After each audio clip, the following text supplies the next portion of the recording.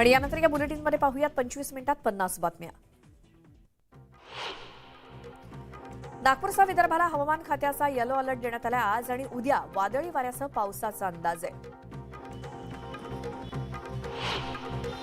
राज्यात पुढचे 5 दिवस विजांच्या कडकडाटासह पावसाची शक्यता आहे. मध्य महाराष्ट्र, विदर्भ आणि मराठवाड्यात सोसाट्याच्या वाऱ्यासह गारपिटीचा देखील इशारा देण्यात आलाय. राज्यामध्ये H3N2 इन्फ्लुएन्झाचा प्रादुर्भाव वाढला असून आतापर्यंत 2 जणांचा बळी गेलाय. अहमदनगर आणि नागपुरातील रुग्णांचा उपचारादरम्यान मृत्यू झालाय, त्यामुळे प्रशासनाची चिंता वाढली आहे.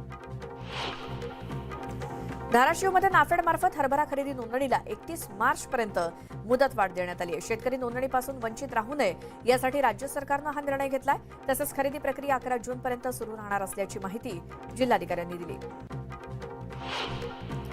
एपीएमसीत कापसाची आवक कमी झाल्यानं दर दबावातच असल्याचं पाहायला मिळतंय. कापसाला प्रति क्विंटल सरासरी 7,700 रुपयांचा दर मिळतोय. देशामध्ये सोयाबीनचे दर दबावात असल्याचं पाहायला मिळतंय. आवक वाढल्यामुळे सोयाबीनच्या दरात घसरण झाली आहे. मार्च अखेरीस सोयाबीनची आवक आणखी वाढण्याचा अंदाज आहे. हरभऱ्याची आवक वाढल्यानं हरभऱ्याला सरासरी 4,500 रुपये दर मिळतोय. नाफेड खरेदीनंतर खुल्या बाजारात सुद्धा दर सुधारणार असल्याचा अंदाज तज्ज्ञांनी व्यक्त केलाय. शेतकऱ्यांकडून तुरीच्या मर्यादित विक्रीमुळे तुरीचे दर तेजीत आहेत. तुरीला सरासरी 8,000चा भाव मिळत असून तुरीचे दर आणखी वाढण्याचा अंदाज आहे. वाशीतील एपीएमसी बाजारामध्ये लाल कांद्यासह पांढरा कांदा देखील दाखल होतोय आणि आरोग्यासाठी गुणकारी ठरणाऱ्या पांढऱ्या कांद्याला उन्हाळ्यामध्ये विशेष मागणी असते. परंतु यंदा अवकाळी पावसानं कांद्याच्या हंगामाला विलंब होत असून दरात सुद्धा घसरण झाली आणि मागील वर्षी पांढऱ्या कांद्याला प्रति किलो 23 ते 25 रुपये दर मिळत होता. यंदा मात्र हाच कांदा 10 ते 15 रुपयांना मिळतोय. कांद्याच्या दरात होणाऱ्या घसरणीमुळे छत्रपती संभाजीनगरमधील शेतकरी संतापलेत. उत्पादन खर्च देखील निघत नसल्यामुळे मोठ्या कष्टानं पिकवलेला कांदा जनावरांना टाकण्याची वेळ वैजापूर तालुक्यातल्या शेतकऱ्यांवरती आली आहे. भारतातील पोल्ट्री उत्पादन एप्रिल ते जानेवारी दरम्यान निर्यात दुपटीनं वाढली आहे. टर्कीतून निर्यात घटल्यामुळे भारतातून निर्यात आणखी 10% वाढण्याचा अंदाज आहे. मार्च महिन्यामध्ये तापमानात मोठा बदल झालाय. कधी उन्हाचे चटके तर कधी ढगाळ वातावरण असल्यामुळे पशुधन संकटात सापडले. त्यामुळे शेतकऱ्यांना विशेष खबरदारी घेण्याचं आवाहन प्रशासनाकडून करण्यात आलंय. नाशिकहून निघालेल्या लॉंग मार्चला पुन्हा एकदा बैठकीसाठी निमंत्रण देण्यात आलंय. मुख्यमंत्र्यांच्या दालनात बैठक होणार असून या बैठकीत तोडगा निघणार का याकडे सर्वांचं लक्ष लागलंय. वाशिममध्ये वीज चोरी विरोधात महावितरणनं धडक कारवाई सुरू केली आहे. वाशिममध्ये गेल्या 11 महिन्यात वीज चोरीची 135 प्रकरणं उघडकीस आली असून या वीज चोरांना 8,87,71,000 रुपयांचा दंड ठोठावण्यात आलाय. भुसावळ तापमानाचा पारा सरासरी 35 अंशांवरती पोहोचल्यानं विजेच्या मागणीमध्ये वाढ झाली आहे. त्यामुळे दीपनगर केंद्रातून वीज निर्मिती वाढवण्यात आली असून राज्याला 1100 मेगावॅट वीज पुरवठा केला जातोय. धाराशिवच्या करजखेडा येथील 2 शेतकऱ्यांनी जमीन कब्जासाठी त्यांच्या कुटुंबासह उपोषण सुरू केलंय. कोर्टाचा निकाल या उपोषणकर्त्या शेतकऱ्यांच्या बाजूने लागून सुद्धा 4 शेतकरी जमिनीवरचा कब्जा सोडत नसल्यामुळे त्यांनी हे उपोषण सुरू केलंय. सोलापूर महानगरपालिकेकडून 2 ठिकाणी पेट्रोल पंप सुरू करण्यात येणार आहेत. मात्र हे पेट्रोल पंप महानगरपालिका कर्मचारी चालवणार की खासगी कंपनी चालवणार याबाबत लवकरच निर्णय होईल. पालिकेच्या या निर्णयामुळे नागरिकांना फायदा होईल. छत्रपती संभाजीनगरमधील नाथ वंशजांची दहीहंडी विरोधातील याचिका मुंबई हायकोर्टानं फेटाळली.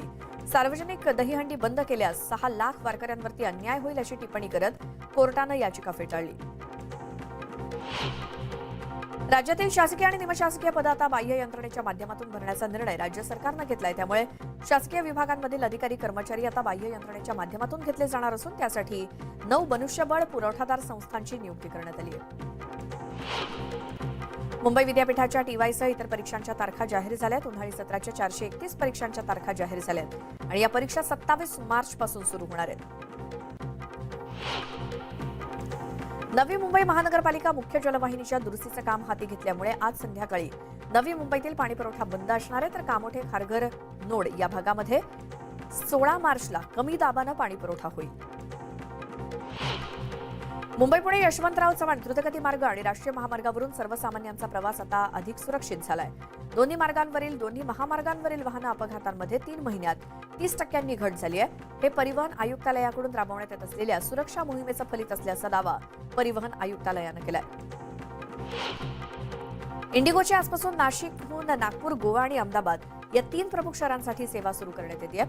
या सेवेमुळे नाशिककरांना देशातील अन्य शहरं आणि आंतरराष्ट्रीय कनेक्टिव्हिटी मिळणार आहे. मुंबईमध्ये तडकाफडकी बंद केलेल्या बेस्टच्या बसेस सुरू करण्यात आल्या. बेस्टच्या 4 आगारातील 369 बसेस सेवेत दाखल झाल्यात. सीएनजी बस गाड्यांना वारंवार आग लागण्याच्या घटना घडत असल्यामुळे फेब्रुवारीत बेस्टनं 412 बसेस पूर्णपणे बंद करण्याचा निर्णय घेतला होता. मात्र गेल्या काही दिवसांपासून बंद केलेल्या बसेस पुन्हा रस्त्यावरती धावू लागल्या आहेत. मेट्रो पास मार्गिकेवरील कशेळी कारशेडच्या कामाला लवकरच सुरुवात होणार आहे. कारशेडच्या बांधकामासाठी मागितलेल्या निविदेला चांगला प्रतिसाद मिळालाय. हैदराबादमधील कंपनीला याचं कंत्राट मिळण्याची शक्यता आहे.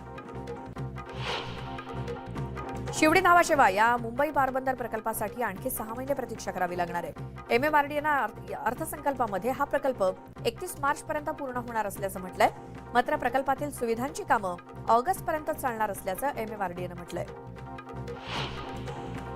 धाराशिवमधील 4,800 कर्मचाऱ्यांना नोटीस बजावण्यात आली आहे. जुन्या पेन्शन योजनेच्या मागणीसाठी संप पुकारल्यानं जिल्हाधिकाऱ्यांनी नोटीस बजावली आहे.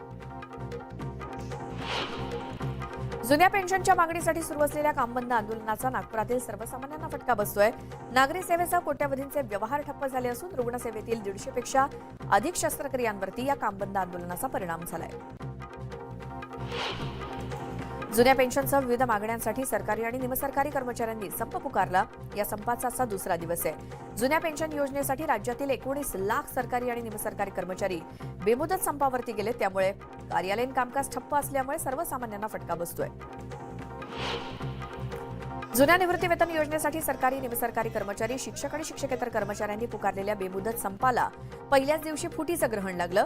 महाराष्ट्र राज्य प्राथमिक शिक्षक संघानं संपातून बाहेर पडत असल्याचं जाहीर केलं. सुप्रीम कोर्टामध्ये सुरू असलेल्या सत्ता संघर्षाच्या सुनावणीचा आजचा दुसरा दिवस आहे. मंगळवारी झालेल्या सुनावणीत शिंदे गटाकडून युक्तिवाद झाला. राज्यपालांनी घेतलेली भूमिका कशी योग्य होती तसंच आमदारांच्या अपात्रतेबाबत कोर्ट हस्तक्षेप करू शकत नाही असा युक्तिवाद शिंदेंच्या बाजूने करण्यात आला. राज्याच्या अर्थसंकल्पीय अधिवेशनात आजही गदारोळ होण्याची शक्यता आहे. जुन्या पेन्शन योजनेसाठी राज्य सरकारी कर्मचाऱ्यांनी संप पुकारलाय. काही संघटनांनी या संपातून माघार घेतली तर काही संघटना आपल्या भूमिकेवरती ठाम आहेत. यावरती काही निर्णय सभागृहामधून काही निर्णय होतो का हे पाहावं लागेल.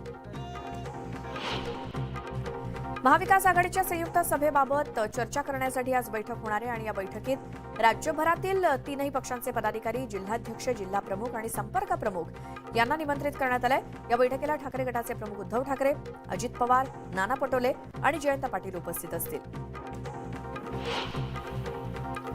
उस्मानाबादच्या धाराशिव नामांतराच्या वादावरून MIM आणि संभाजी ब्रिगेडचे कार्यकर्ते आमने-सामने आलेत. संभाजी ब्रिगेडने इम्तियाज जलील यांच्यावरती जातीयवादाचा आरोप केलाय. तर जलील यांच्यावरती असे आरोप करणं संभाजी ब्रिगेडला शोभत नाही अशी टीका MIMनं केली आहे.